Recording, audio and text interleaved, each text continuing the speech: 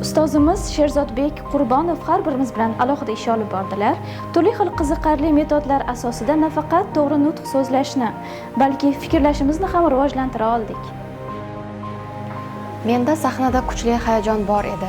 5 kunlik darsdan so'ng hayajonimni yengib, ravon nutq so'zlashni o'rgandim. Bu kursga kelishimdan oldin sahnaga chiqishda o'zimga bo'lgan ishonchsizlik va qo'rquv mavjud edi. Bu kursni tamomlaganimdan so'ng ushbu odatlarimni yo'qotdim. Nutqlik kursi menga omma oldida ravon va ishonch bilan so'zlashni o'rgatdi.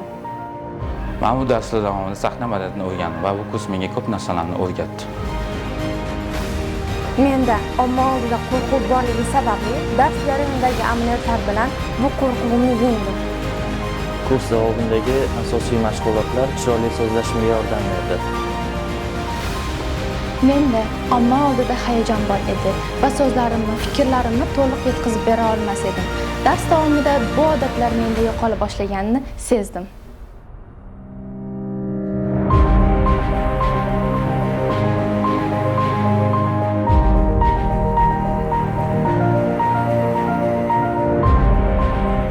Alfraganus universiteti zamonaviy ta'lim va sharqona tarbiya uyg'unligidir.